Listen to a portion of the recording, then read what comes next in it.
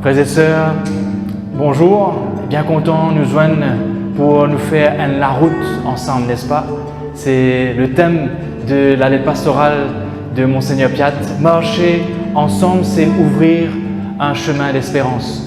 Et Monseigneur Piat, dans le synode, dit à nous qu'une des interpellations fortes du synode, c'est l'accueil et marcher ensemble avec Ban Zenes.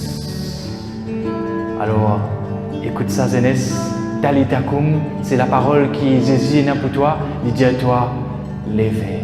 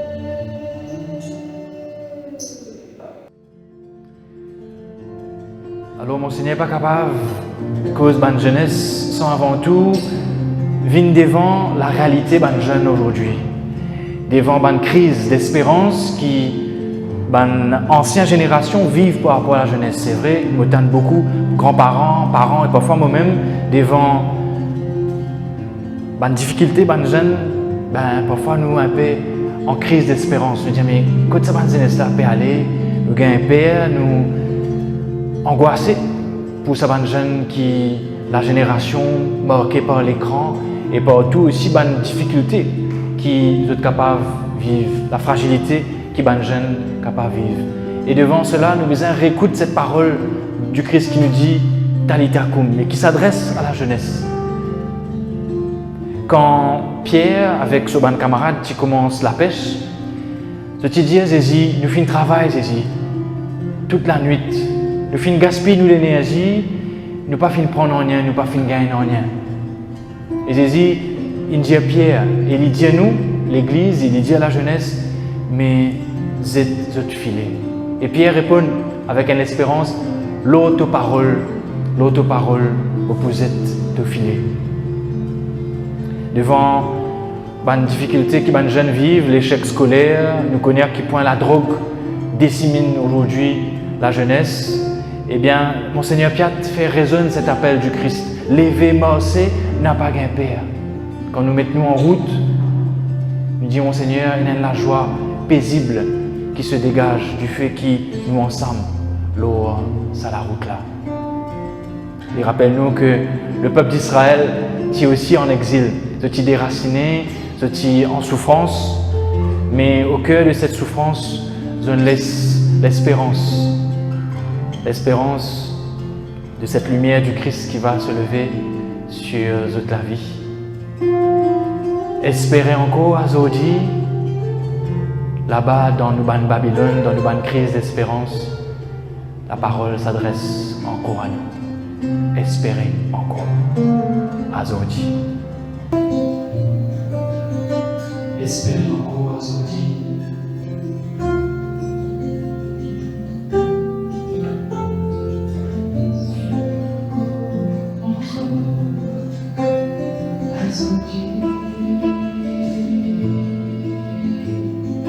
Espérer encore aujourd'hui. Espérer encore aujourd'hui.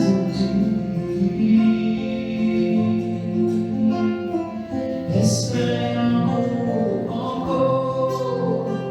aujourd'hui.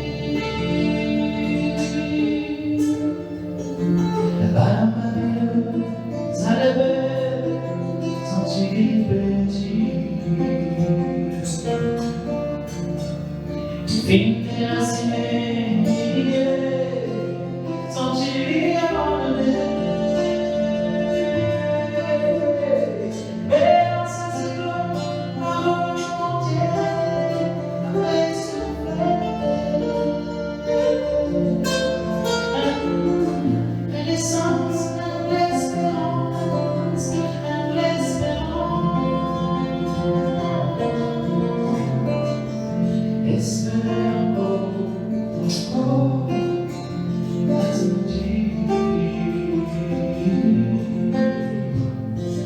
Espérer encore aujourd'hui.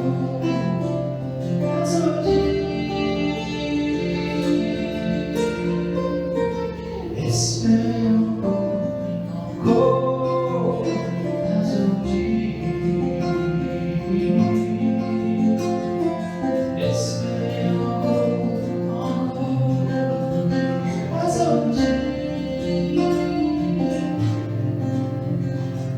dis-le dans l'océan Indien avec lui. On n'est pas prié, il peut tenter, et puis tu dois se laisser. Faire ses anciens relais, il te contient. Fais-toi grandir dans sa décision, oublier sa lumière, sa revanche. Espérer encore aujourd'hui. Espérer encore aujourd'hui.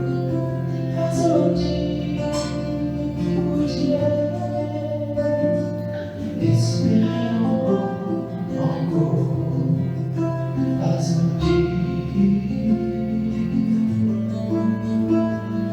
Espérer encore aujourd'hui.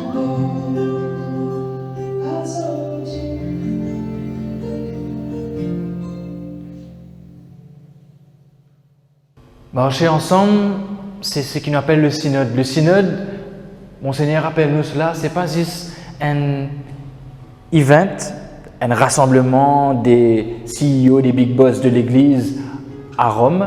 Non, c'est une mise en marche. Une mise en marche qui invite nous à être à l'écoute. Quand nous mettons en route ensemble, nous écoutons Banzen, nous rentrons en dialogue entre bonnes générations. Et l'évêque rappelle-nous que l'avenir de l'Église, c'est cette écoute paisible des jeunes et en même temps le désir de transmettre ça l'héritage de nous la foi à bonne jeune génération. Il rappelle-nous cette phrase très forte de Vatican II. L'avenir lit dans la main ban qui donne bonne génération de demain, bonne raison de vivre et d'espérer. Est-ce qu'il y en a à bonne jeunes des raisons de vivre et d'espérer? Est-ce qu'il nous donne sa bonne raison de vivre et d'espérer? Un autre jeune pendant le synode, tu peux cause de l'église comme une pirogue. Quand nous montons dans sa pirogue-là, il y a une jeunesse, gros les bras, l'énergie, de envie de ramer, pagailler, vite, vite, faux. Mais il faut déconner aussi que le pirogue-là peut aller. Alors il y a un vieux capitaine, un vieux loup de la mer. D'autres, du monde un peu plus sage, posé, dit attends. Il y a un courant par ici, gaspillage, d'autres perdent l'énergie. pas rame trop fort, tranquille, laisse-le prendre pas le courant. Attention, il y a ici, il y a de la passe. Là, ne pas arriver vers le large, continue pas à gayer. Alors, c'est un dialogue entre qui a l'énergie et qui parfois connaît l'avenir, sensé, mais il y a aussi ce dialogue avec les autres générations plus âgées qui traversent par l'épreuve, par les difficultés, par une crise d'espérance et qui sont sortis plus mûrs, plus forts de cette épreuve. Dans cette église, le challenge du dialogue entre les vieux loups de la mer et les jeunes matelots qui en a plein d'énergie, c'est toujours un défi, un challenge. Parfois aussi le capitaine disait écoute, les matelots, quelquefois nous sommes capables d'aller vers de nouveaux horizons, quelque chose qui nous n'est pas typé à atteindre. Et les vieux loups aussi doivent faire de la place, bien sûr, sur cette pirogue à les matelots. Cette belle image nous rappelle qu'ils nous ensemble dans le même bateau. Comme ça, tu sentais là, ensemble, dans le même bateau, à nous prendre. Ensemble dans le même bateau, ensemble dans le même bateau. C'est l'esclave du monde, ensemble, nous-mêmes dans l'église, ensemble dans le même bateau, et ensemble dans le même bateau.